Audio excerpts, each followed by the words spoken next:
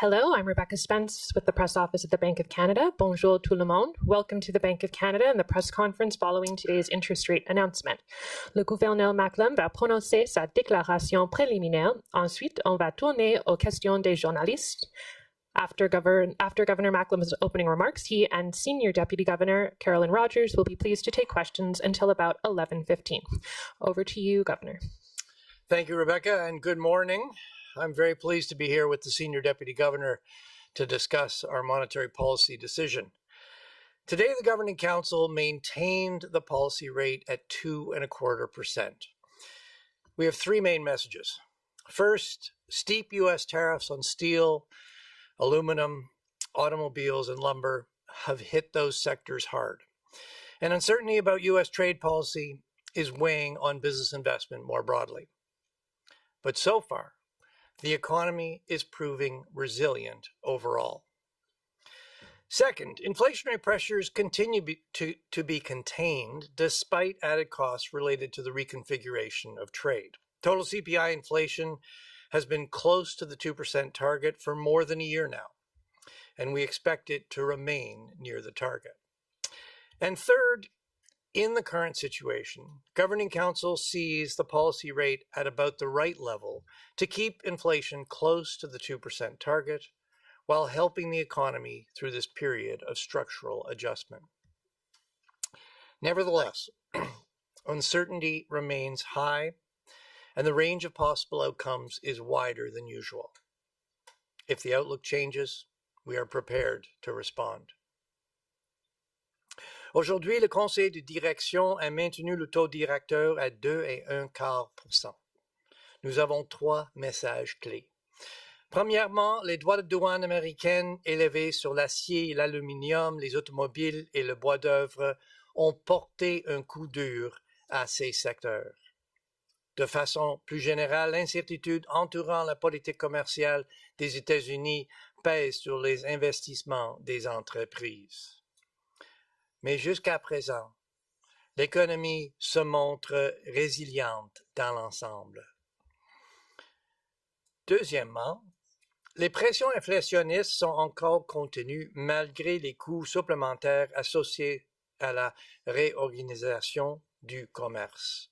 L'inflation mesurée par l'IPC global est proche de la cible de 2% depuis plus d'un an et on s'attend à ce qu'elle y reste. Et troisièmement, le Conseil de direction considère que, dans la situation présente, le taux directeur actuel est essentiellement au niveau approprié pour garder l'inflation près de 2%, tout en aidant l'économie à traverser cette période d'ajustement structurel. Mais l'incertitude demeure élevée et l'éventail des issues possibles est plus large que d'habitude. Si les perspectives changent, nous sommes prêts à réagir.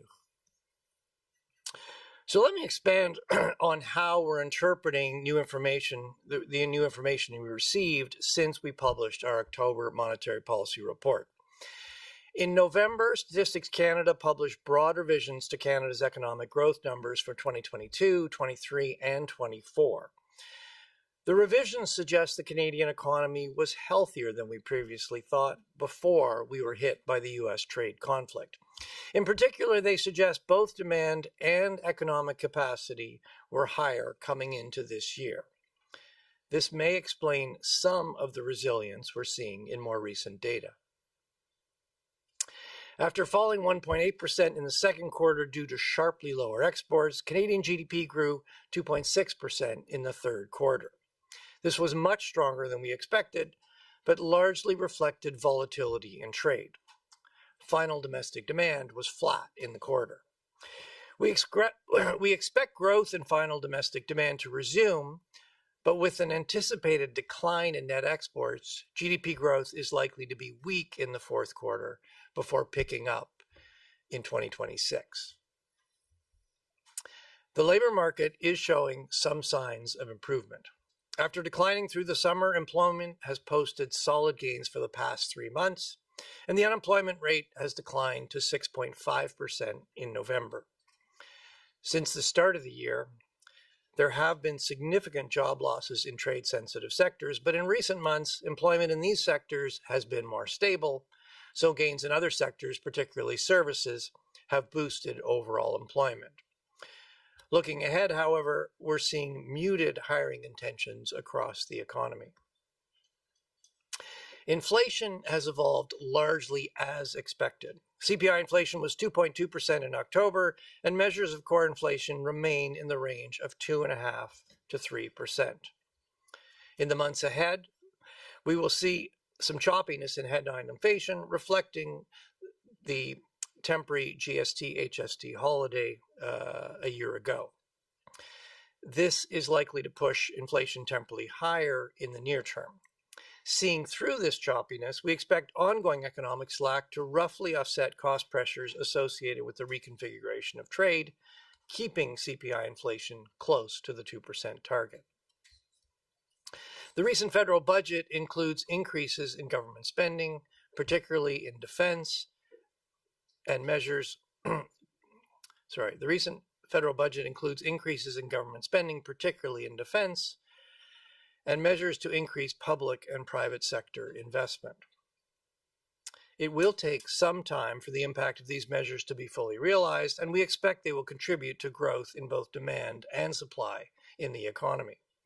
As usual, we will incorporate updated fiscal measures from federal and provincial budgets in our next economic projection in January. Taking all these developments into consideration, Governing Council assessed the stance of monetary policy.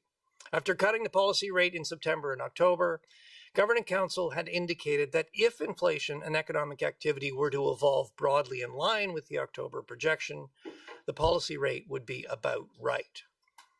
While information since the last decision has affected the near-term dynamics of GDP growth, it has not changed our view that GDP will expand at a moderate pace in 2026, and inflation will remain close to target. Governing Council therefore decided to hold the policy rate unchanged. We agreed that a policy rate at the lower end of the neutral range was appropriate to provide some support for the economy as it works through the structural transition while keeping inflationary pressures well controlled. Finally, Governing Council acknowledged that uncertainty remains elevated.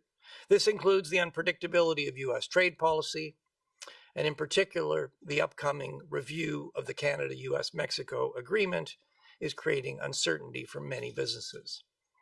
There's also uncertainty about how the Canadian economy will adjust to higher U.S. tariffs. The volatility we're seeing in trade and quarterly GDP make it more difficult to assess the underlying momentum in the economy. Nous allons évaluer les nouvelles données par rapport à nos prévisions. Si un nouveau choc ou une accumulation de données vient changer nos perspectives de façon importante, nous sommes prêts à réagir. Les frictions commerciales accrues avec les États-Unis vont entraîner pour notre économie une perte d'efficience, des coûts plus élevés et des revenus plus bas. C'est plus qu'un ralentissement cyclique. C'est une transition structurelle. La politique monétaire ne peut pas rétablir l'offre perdue, mais elle peut aider l'économie à s'ajuster tant que l'inflation est bien maîtrisée. La priorité de la Banque est de préserver la confiance des Canadiennes et Canadiens dans la stabilité des prix pendant cette période de bouleversements mondiaux. We will be assessing incoming data relative to our outlook. If a new shock or an accumulation of evidence materially change the outlook, we are prepared to respond. Increased trade friction with the United States means our economy works less efficiently with higher costs and less income. This is more than a cyclical downturn. It's a structural transition. Monetary policy cannot restore lost supply, but it can help the economy adjust as long as inflation is well controlled. The Bank of Canada is focused on ensuring Canadians continue to have confidence in price stability through this period of global upheaval. And with that, we'd be very pleased to take your questions. Thank you, Governor. We'll start with questions here in the room and then go to reporters who are joining us remotely. As usual, please limit yourself to one question so that we can get to every media outlet. Before asking your question, kindly state your name and affiliation. Avant de poser votre question, prière de vous identifier. Libre à vous de poser vos questions dans la langue officielle de votre choix. We'll start with Mark. Thank you for taking the question, Mark Reynolds with Globe and Mail. Wondering about the labor market. We've had 3 strong reports in a row. You seem to be downplaying that a little bit, talking about weak hiring intentions, trade-sensitive sectors being hit. And so I'm just wondering how we should be thinking about how you're thinking about those 3 strong reports in the state of the labor market right now. Well, look, first, Mark, we're pleased to see the improvement in the labor market. As you said, we've had, three reports with important job gains. The unemployment rate has come down to 6.5% in November. It's ticked down through the last 3 months. Pretty big move in November. So look, that is encouraging. And I mean, if you look at what's going on in the labor market, we saw some big job losses in the summer. Those were concentrated in sectors sensitive to trade. Through the fall, employment in those sectors has been relatively stable. It's still weak, but it hasn't weakened further. And at the same time, we've seen some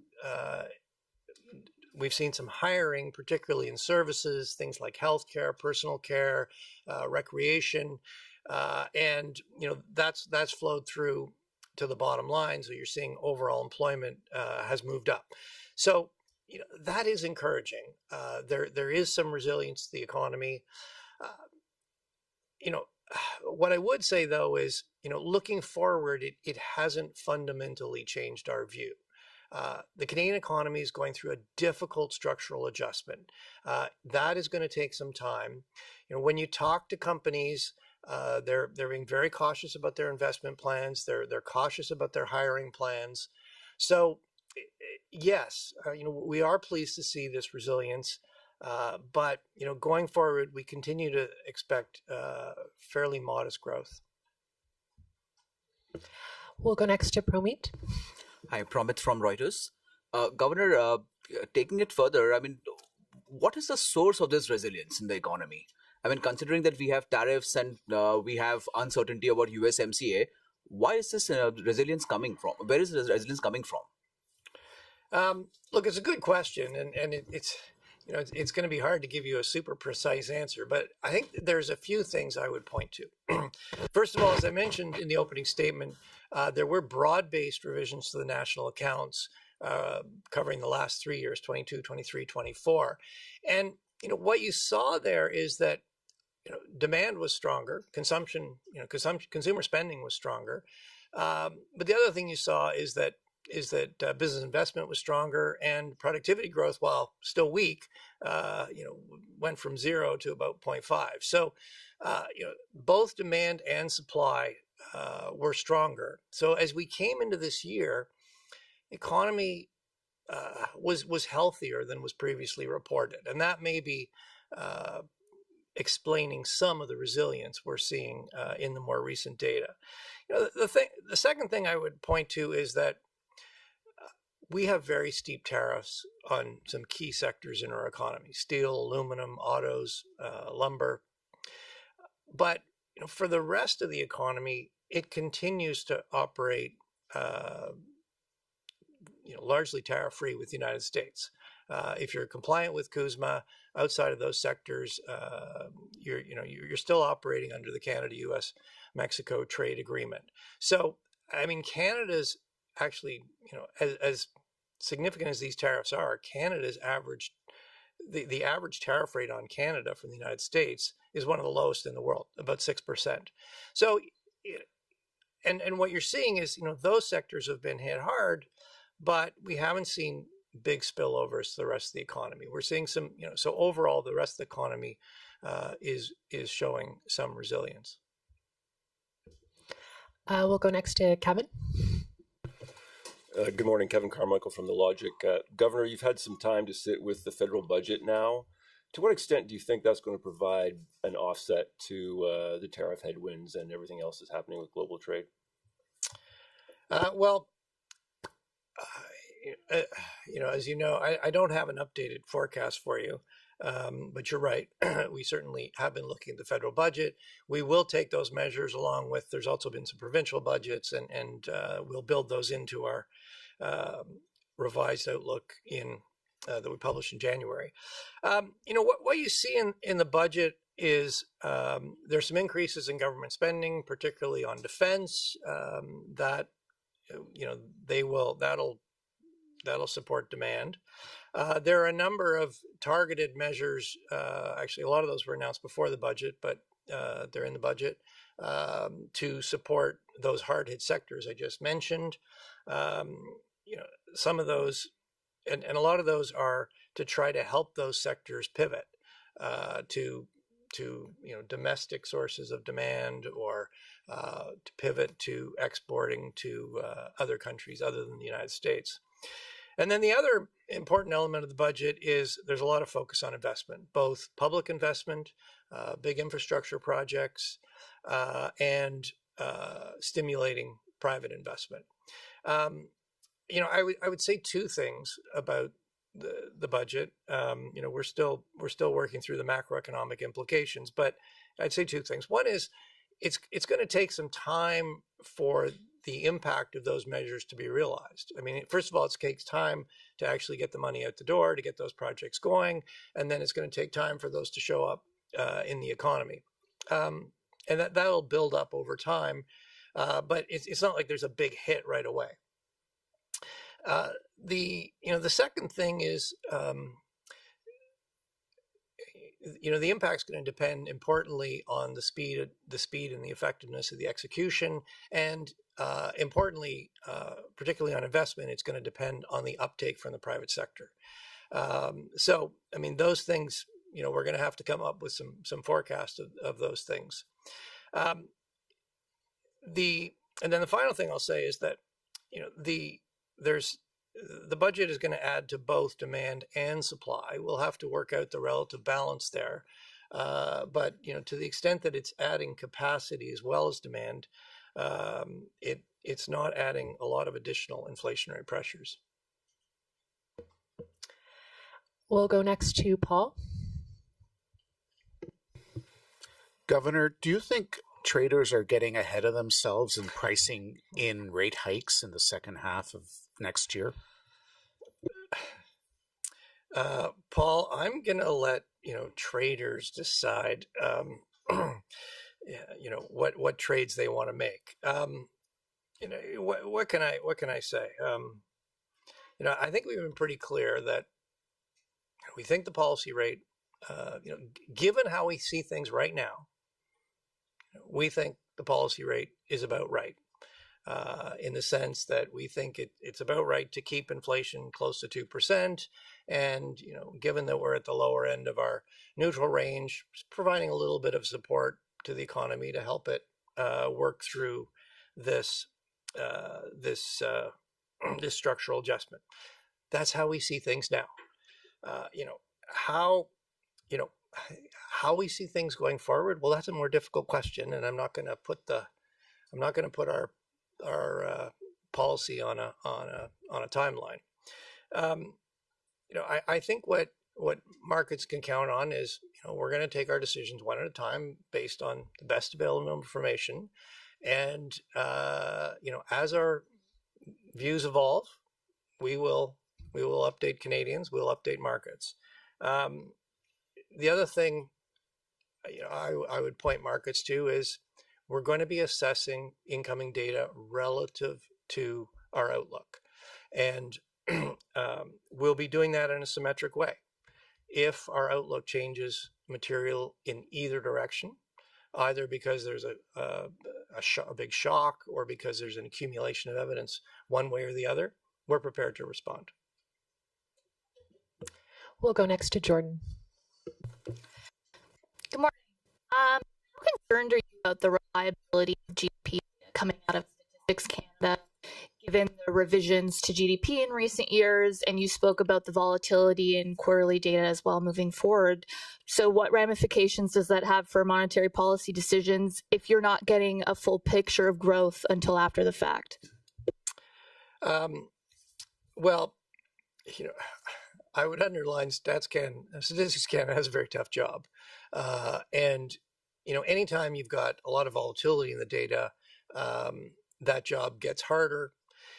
It has been compounded by the fact that you wouldn't think that the U.S. shutdown would really affect Canadian data, but in fact it does, because there are a number of bits of data that actually Statistics Canada gets from the U.S. The most important one being our exports to the United States are collected at the U.S. The data for that's collected when they get imported in the United States. Similarly, we send the U.S. imports into Canada to the U.S.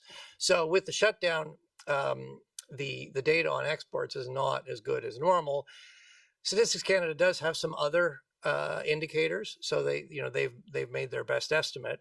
But yes, it does. In the fullness of time, when U.S.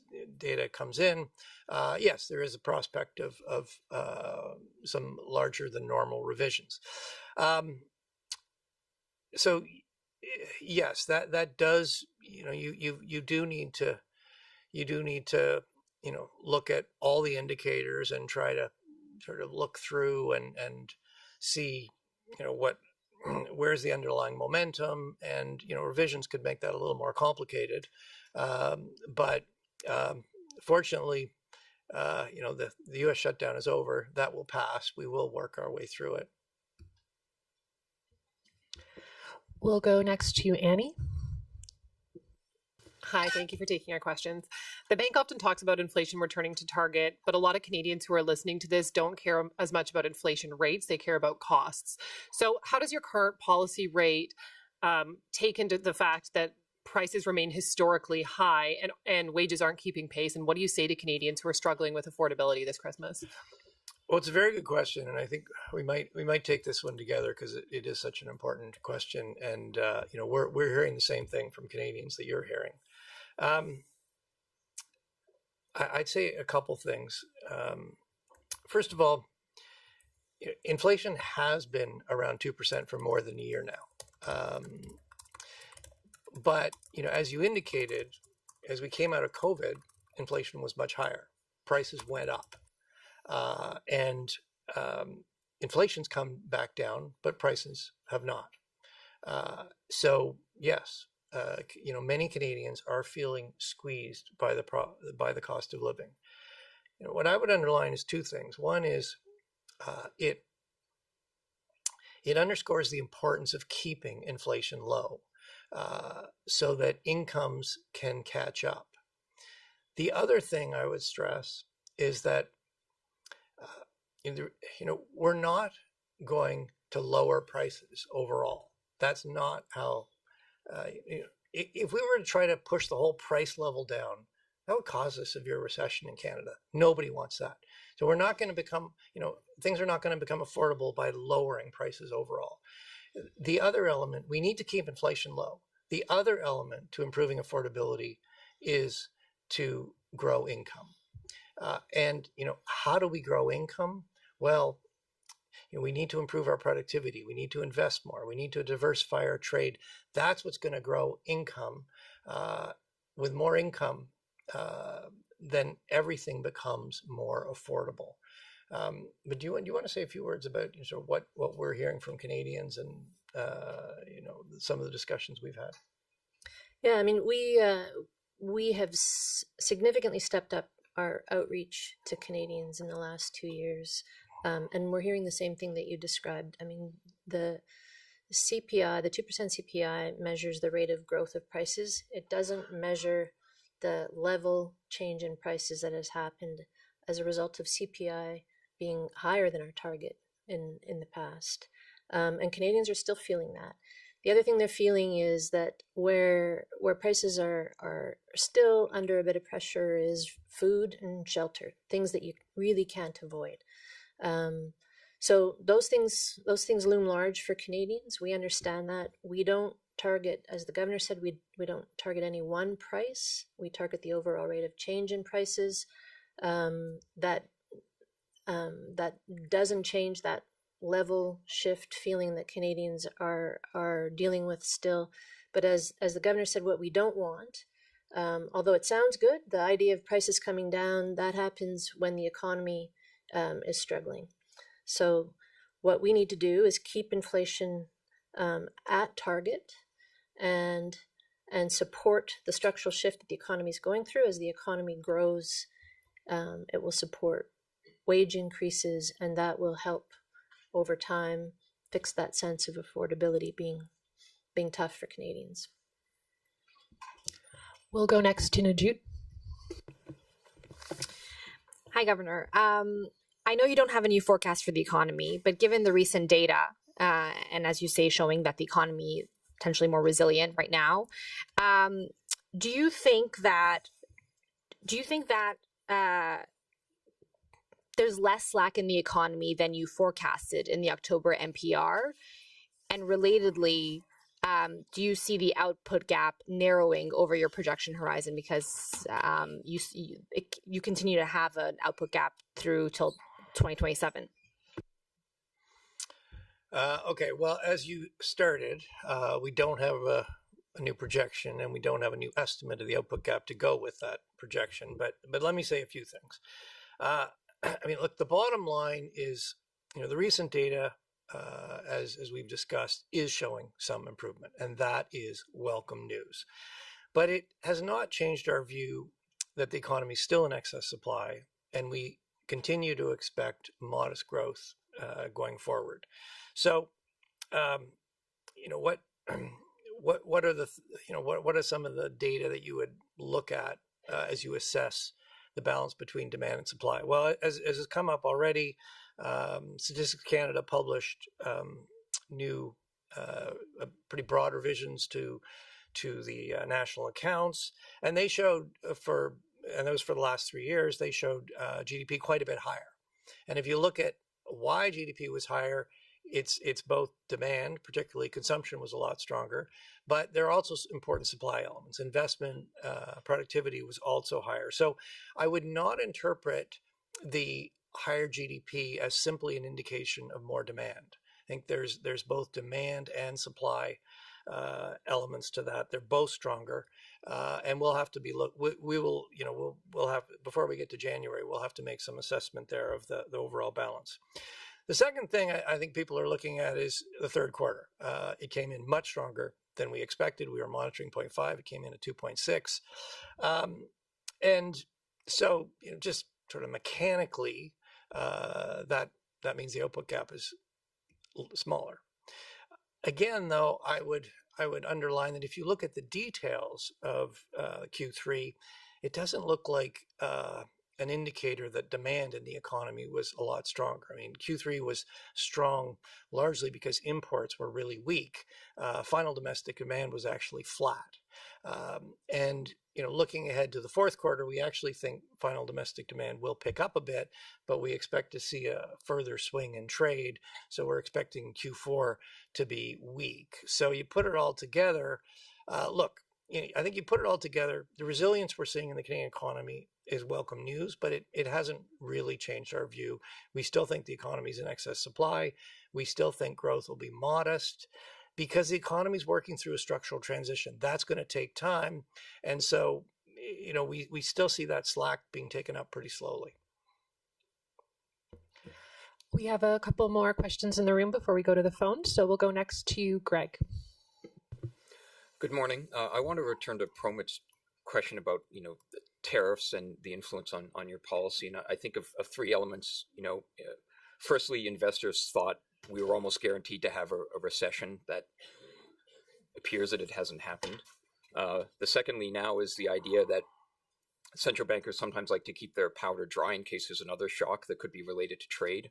I wonder if that's in your thinking. And thirdly, you've also said that fiscal policy or government policies are better than monetary policy at helping affected industries, which could suggest that if Trump breaks another trade deal with Canada, the pecking order is maybe set more on the government side. So can you elaborate on how these tariffs, shocks, and threats have gotten you to this point, and what, more importantly, like how it might influence you next year? Yeah, I don't know where to start on that one, Greg. You packed so much into that question. Look, let me sort of just try to sort of review, I would say, what our thinking and how it's evolved. I mean, I think the first message is that it's been a difficult year for Canadians and Canadian businesses, but it's looking as the year's closing, it's looking a little better than it looked in the spring and the summer. To sort of walk you through that, you remember the spring in particular. President Trump threatened, then imposed, then retracted, then reimposed tariffs. As I as I have already spoken to, fortunately, the average tariff rate that Canada faces with the United States is among the lowest in the world. We've got some sectors that are hit really hard, but outside of those sectors, you can still trade largely tariff-free with the United States. And yes, through that spring and summer period, the R word people were talking about was recession. And we published scenarios where there were certainly scenarios for U.S. tariffs that could have pushed the Canadian economy into recession. Since then, I would say, now at the end of the year, as we get to the end of the year, the R word people are talking about is resilience. We've seen some improvement in the data. The last three employment reports posted solid gains. Q3, the economy expanded. So, we're certainly, I think, ending the year in a better place than it looked in the middle of the year. But, we've still, there's still a significant adjustment to work through. I would say, that's how we're seeing it. You're right. A number of things play into this. We're going to be assessing, the impact of the budget in February. But, that's really I think that's sort of the best way I can lay out how things have evolved over the last year. We'll go now to Mackenzie. Hi there. Both of you have previously said that when the TMX pipeline expansion came on, that you estimated that it would give about a 0.25% increase to the Canadian economy. In your estimation, if there's a new oil pipeline built to export oil to Asia, would there be a similar increase to the economy? And Governor, you just mentioned in your response to Annie that you think it would be wise to diversify the Canadian economy. So do you think building a new oil pipeline to diversify oil sales to Asian markets would be a wise decision? Well, look, I'm not going to comment on any specific plan, and I certainly don't have an estimate of the impact of that of this plan of a plan on the Canadian economy at this point. But yes, we do need to diversify our trade, and I think the TMX pipeline expansion has been an important example. It has allowed us to increase our exports to non-U.S. And if you look at I don't have the exact numbers in front of me, but it's gone from something like 98% of the U.S. to 95% of the U.S. So it's not a huge shift in our total exports, but on the margin, it's helping us get more oil to other countries, and it's also helping us get more value out of every barrel we estimate, because the spread between the Western Canada Select and WTI has been narrowed by TMX. So yes, it is a good example of how these things can really make a difference. We do need to diversify our trade, and part of that is better east-west transportation, better port capacity to get our products to the rest of the world. And yes, part of that is pipeline capacity. All right, we have a few reporters on the line with us. I just want to remind those on the call to mute your line if you're not asking a question so that everyone can hear the responses. We'll go first to Mace News, followed by Yahoo Finance, and then Mortgage Logic News. So go ahead, Max. Thank you, Rebecca. This is mainly for the governor. Not just Canada, but other major economies are also going through a structured transition, and some central banks are now discussing raising policy interest rates for different reasons. For example, the Reserve Bank of Australia possibly in February, as the inflation rate is above the target range, and the Bank of Japan probably next week as part of the normalization process, citing reduced uncertainty over the U.S. tariffs and negative rates still. And so, compared to those economies, is Canada's exposure to the U.S. trade policy still much more serious? And you mentioned the average 6% tariff rate for Canada.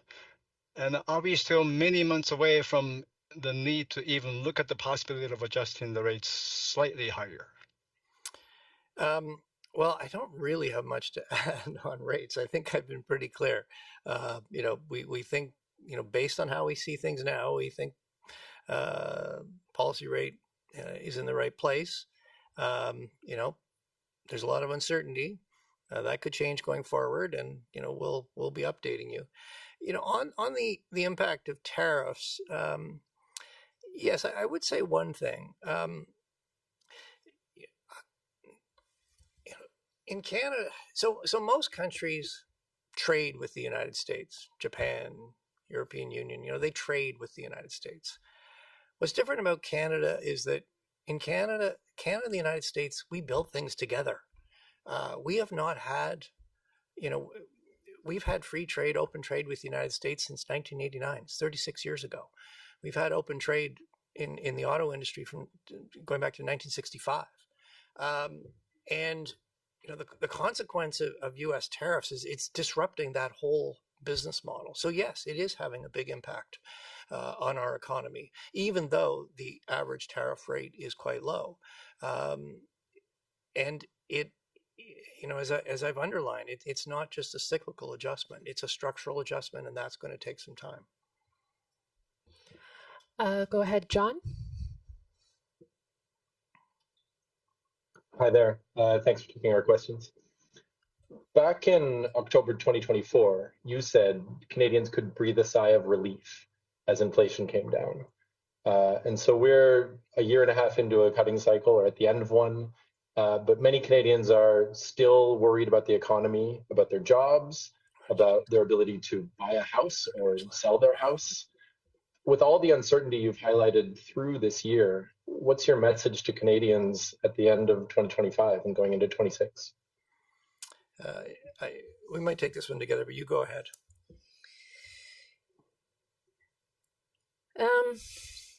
It's a tough message. As we said earlier in response to a question, we know when we talk about inflation being back to 2% and how that's a good thing and that should help relieve some pressure for Canadians, that doesn't tell the whole story for them. They're still dealing with higher prices than a year ago or 2 years ago. They're dealing with the constant threat of an escalation in the trade war with our largest trading partner. And despite the fact that the economy has proven resilient, there is a sort of an overwhelming feeling of uneasiness or uncertainty that I think hangs over Canadians right now. So we're acutely aware of that. The one thing that we will continue to focus on and continue to contribute to that picture for Canadians is to keep inflation at target. It's not going to bring prices down. We know that. We talked about that earlier. But it is a source of stability that we can add to a very uncertain picture. We'll go next to Robert. Good morning. You mentioned you'll be updating people as the bank's rate outlook changes. I'm wondering if we could drill down on that a little bit. And the reason I ask is because in the months leading up to the steep 2022 hikes, over half of Canadian mortgages were still taking variable rates, and it caused a lot of unnecessary pain. And so I'm wondering, can you talk about whether it's the bank's policy to warn the public as soon as it believes there's a materially higher probability of rates going up versus staying the same or falling? Our policy is to call it as we see it, and as our, that's partly why we put out an economic outlook. This is when we put out an outlook, it's because that's our best assessment of where the economy is going. We know we need to be humble about that outlook. We know there's a lot of uncertainty. We know the situation could change, but we put that out because that's monetary policy has to be forward-looking.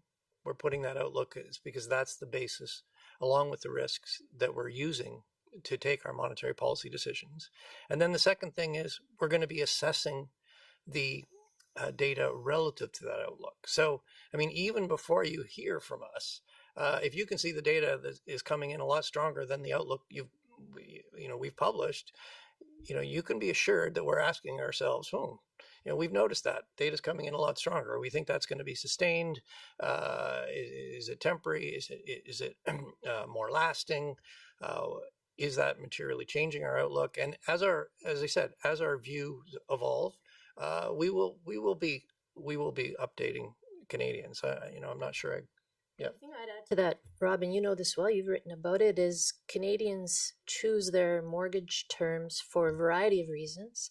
The path of rates is one of those reasons. So as the governor said, it's our job to be really clear about where we see the economy going and how that's affecting our decisions. At the end of the day, it's the job of mortgage brokers and other financial advisors to take that and other things into account as they advise clients about their mortgage terms and conditions. All right, and our final question will be from the Canadian Press. Ian, go ahead. Thanks for squeezing me in. Just on, you mentioned shelter costs still being elevated. Can you update kind of where you're seeing shelter costs going next year and how concerned you are about the kind of final wave of mortgage renewals? Yeah, I mean, it's tough to talk about Canada's housing market in at a national level right now because there's a lot of regional differences. But I think generally we would say we see better balance in the housing market. Sales to new listings looks pretty balanced. Prices have come off their highs at a national level. They've come off their highs and look to be stabilizing. Overall activity looks to be better balanced right now. But again, that national picture masks some more imbalanced markets in sort of some regions and some housing types. So I think in general, we don't expect another surge in house prices. We do expect maybe a continued correction in some of the higher price markets. Overall, both interest rates and supply conditions are helping to improve affordability on the margin, but we've got a ways to go. We've got a structural housing supply issue in Canada, and really until we address that, I think there'll still be pressure on affordability, particularly for first-time home buyers. That concludes today's press conference. Thank you, Governor, Senior Deputy Governor, and all of you for joining us. Merci et bonne journée. Thank you all. Happy holidays. It's been quite a year. Enjoy the holidays and Happy New Year. Thanks.